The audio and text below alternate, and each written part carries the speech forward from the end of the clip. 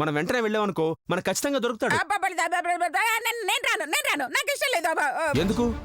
మనం బావను కలిస్తే ఏమవుతుందో తెలుసా, ఏం జరుగుతుందో తెలుసా, ఆ తర్వాత పర్యవసానాలు ఎలా ఉంటాయి తెలుసా? ఎలా ఉంటాయి? బావను కలిస్తే ఏం జరుగుతుంది? గీత నీ కూతురే అని మీ బావకు తెలిసిపోతుంది. మధుమతి బిడ్డని మీరు కొట్టుకొచ్చిన విషయం ప్రేమ్ గారికి తెలిసిపోతుంది.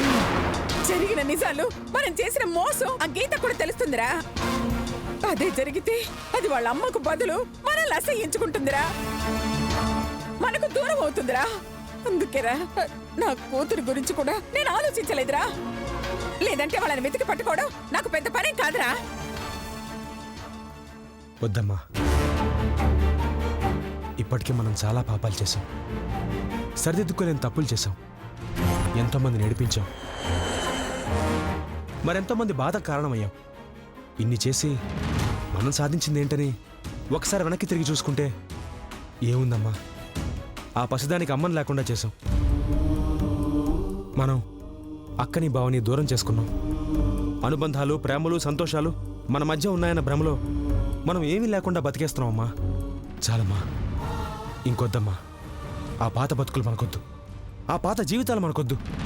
మళ్ళీ మన జీవితాల్ని కొత్తగా ప్రారంభిద్దామమ్మా, మనుషుల్లా బతుకుదాం. పదమ్మా, మనం వెళ్ళి అక్క బావ ఎక్కడున్నారో వెతుకుదాం. పద. అమ్మో, పిడి వాలకం చూస్తుంటే నేను రాను అన్నా అక్కని బావనే తీసుకొచ్చి ఇంట్లో పెట్టేలా ఉన్నాడు. నేను కూడా వెంట వెళ్ళి అల్లుడితో ఏదో ఒక రకంగా గొడవ పెట్టుకునైనా సరే ఎలాగైనా వాళ్ళని ఇంటికి రాకుండా చూస్తాను. నా మాట వినకపోతే గీతని తీసుకుని వేరే ఊరికి పారిపోతాను. అమ్మా, మాట్లాడవేంటమ్మా? ఒక్కసారి ఆలోచించరా. మీ బావ అక్క ఎక్కడో ఒకచోట హ్యాపీగా ఉన్నారు, వాళ్ళ బ్రతికేదో వాళ్ళు బతుకుతున్నారు. మనం వెళ్ళి డిస్టర్బ్ చేయడం ఎందుకురా? ఇప్పుడు నువ్వు వస్తావా? నన్ను వెళ్ళమంటావా? అయ్యో, వస్తాన్రా. వద్దంటే నువ్వు వదలవు కదా. వెళ్దాం పద. పద. ఓ శ్రీలత, అక్కడ ఏదైనా తేడా వస్తే నేను ఫోన్ చేస్తాను. మీరన్ని బట్టలు సర్దుకుని గీతను తీసుకుని రైల్వే స్టేషన్ వచ్చేయండి. అట్నుంచటే మనం జంప్ అయిపోదాం. అంతేగాని మనం ఇక్కడ కలిసి లేదురా, కుక్కర్ పెట్టమని చెప్తున్నాను.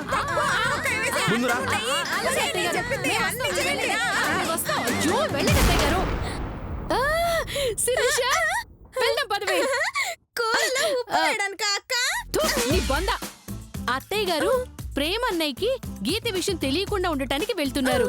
ఈ లోపు మనమే వెళ్ళి ప్రేమ అన్నయ్యకి గీత విషయం చెప్పేద్దాం. గీత సంగతి చెప్పినందుకు ఏమైనా డబ్బులు కూడా అడుగుదాం అక్క. నువ్వు సూపరే.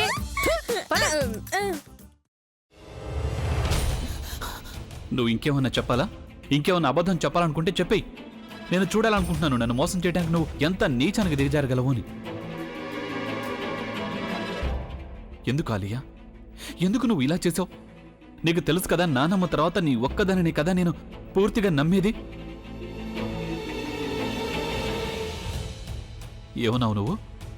ఈ మధ్య అన్నిటినీ మర్చిపోతున్నావా? అది చాలు. వాటిలో ఉన్న శక్తి విషయాన్ని గ్రహించి మనకు వివరిస్తాయి.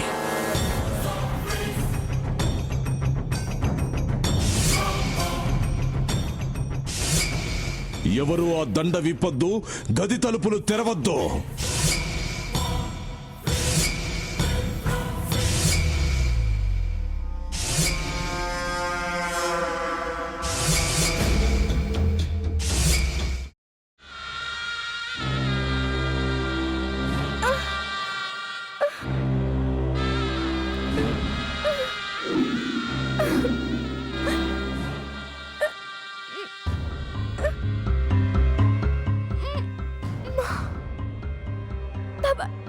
వద్దు బాబాయ్, నేను చేయొద్దు బాబాయ్, ప్లీజ్ బాబాయ్.